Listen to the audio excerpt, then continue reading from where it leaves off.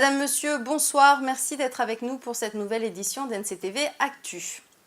Il y a du nouveau dans l'affaire du meurtre de Ramón Noraro à Saint-Louis. Le procureur s'est exprimé ce matin. Selon les premiers bilans de l'enquête, Ramón Noraro se serait rendu devant la maison du tireur, un homme de 27 ans. Accompagné de sa bande dans la nuit de dimanche à lundi vers 23h30. Voyant le groupe arriver, cet homme a tiré à une seule reprise dans le torse d'un mineur de 15 ans. Ce jeune a pris un gerbe de plomb dans le visage, il a perdu l'usage d'un œil et à 90% du second. Le procureur précise que ce jeune était dans la camionnette de William Décoiré le 29 octobre dernier. Dans la matinée de lundi, Ramón Noraro est revenu voir le tireur. Celui-ci a tiré de nouveau, cette fois-ci au niveau du cou de Ramón Noraro, le blessant mortellement avec une arme de calibre 12. Un des camarades de Ramón Noraro a également été blessé à ce moment-là alors qu'il tentait de fuir. Le tireur de 27 ans est connu de la justice car il est sous le coup de 19 condamnations pour vol aggravé avec violence et est en état d'évasion depuis le 20 mai 2015. Il est aujourd'hui présenté à l'instruction et mis en examen pour meurtre et tentative de meurtre sur 2 personnes. Aujourd'hui, 4 à 6 personnes sont encore recherchées, dont des mineurs et une personne en situation d'évasion. Je vous propose d'écouter les précisions d'Alexis Bourrose, procureur de la République. Il est au micro de Éric Deroche. Alors, il s'agit de majeurs et de mineurs.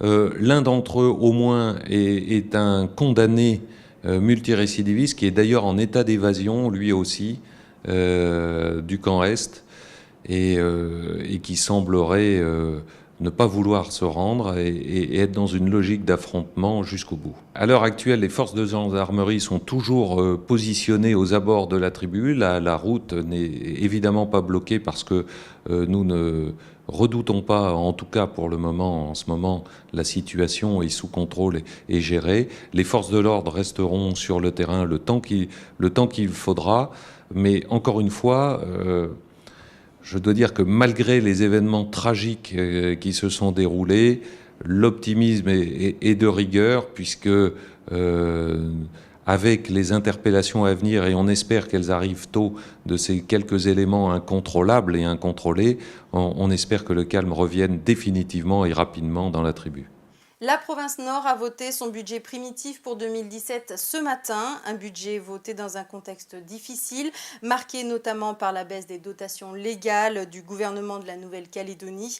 Malgré cette situation, le budget est en hausse. Écoutez les précisions avec Océane Zobler. Donc ce projet de budget qui vous est présenté retrace l'ensemble des prévisions budgétaires pour l'exercice 2017 avec une répartition des crédits alloués au BP et au PS. Le budget primitif 2017 voté aujourd'hui à l'Assemblée de la province Nord est en légère hausse, plus 6,3% par rapport à 2016. Son montant, 39 300 000 francs, réparti entre le fonctionnement pour 27 milliards et les investissements à hauteur de 12 milliards de francs. Des économies ont donc été faites sur le fonctionnement. En revanche, il y a plus d'investissements. Plus 8% par rapport à l'année dernière, avec un soutien à l'industrie du nickel à hauteur de 5,3 milliards de francs via la Sofinor.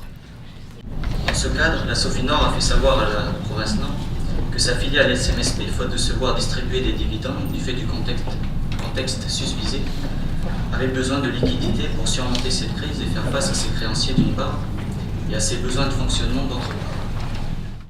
L'empreinte totale de la province Nord est doublée au prix des établissements financiers.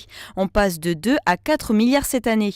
Ces chiffres montrent malgré tout la volonté de l'institution de continuer à investir dans l'action sociale, l'aménagement du territoire et l'industrie du nickel. En tous les cas, on continue des projets. En matière d'investissement, il y a des grands projets tels que la liaison routière Gomène-Yingen-Gomène. On va engager cette année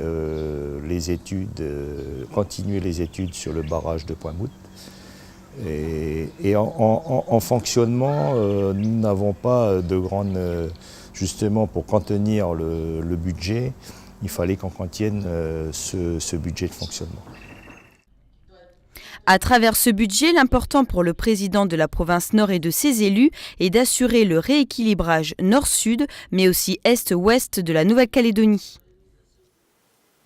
On reste en province nord, mais prenons la direction de Calagomène.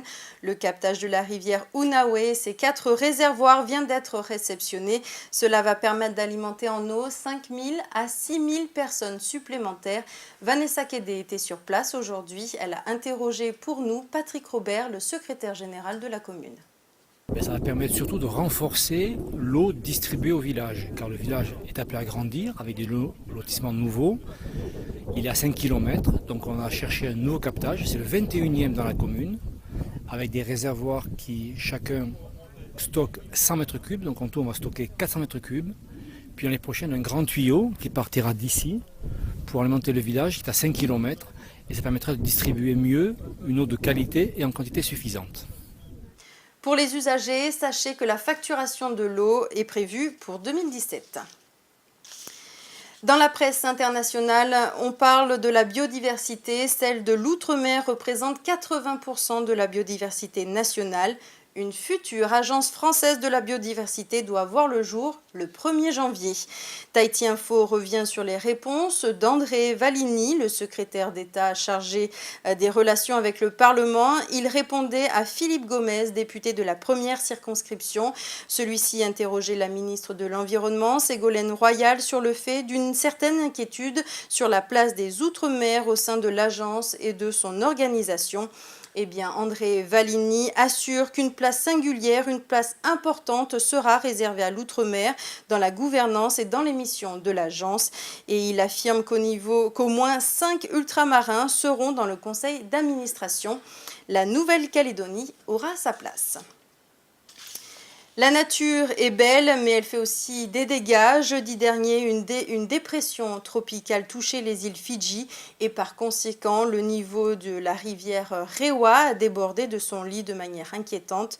On revient sur ces inondations dans le Web du Pacifique préparé par Prosper Poigou. Tropical Depression 04F is moving southeast towards the Mamoruga Group. La dépression tropicale qui a frappé Fidji s'éloigne de l'archipel mais laisse derrière elle des terres inondées et des centaines de sans-abri. Les niveaux d'eau ont obligé les riverains à quitter les terres basses pour se réfugier en hauteur. Le gouvernement local a mis à disposition de la population plus d'une centaine de centres d'hébergement en attendant le retour du beau temps. Dans certaines régions, le manque de nourriture commence à se faire ressentir car pratiquement toutes les cultures vivrières ont été détruites. D'après la Fiji Broadcasting Corporation, un bilan provisoire des dégâts causés par les inondations sur les récoltes se monte à $52 000 et $1,8 million pour le réseau de distribution d'eau. «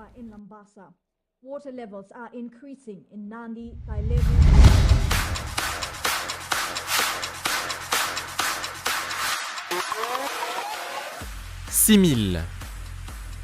En Australie, c'est le nombre de visiteurs qui étaient présents ce week-end pour la réouverture de 2 manèges du parc d'attractions de Dreamworld.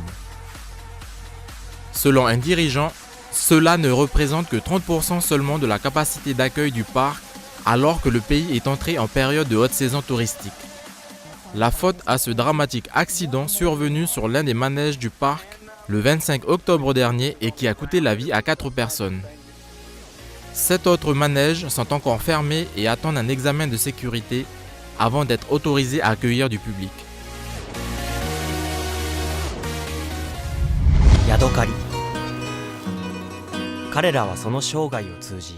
Changer de maison gratuitement, c'est le privilège que possède le Bernard l'ermite.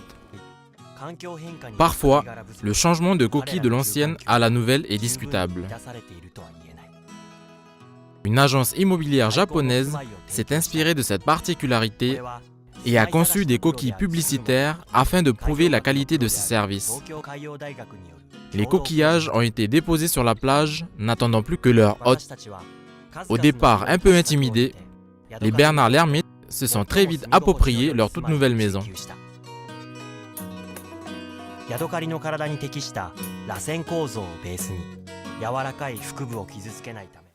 Et on finit avec une petite ambiance du spectacle qui aura lieu ce soir à Koné. Dans le cadre de la tournée Féerie de Noël du chapiteau, des artistes internationaux sont venus sur le territoire pour l'occasion et pour une première fois, ils sont à Koné.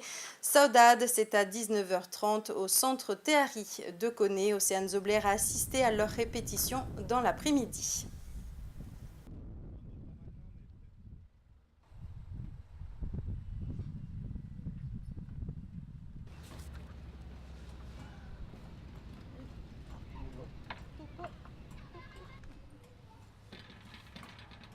Voilà, c'est la fin de cette édition. Merci de nous avoir suivis et je vous donne rendez-vous demain dès 18h pour une nouvelle édition d'NCTV Actu.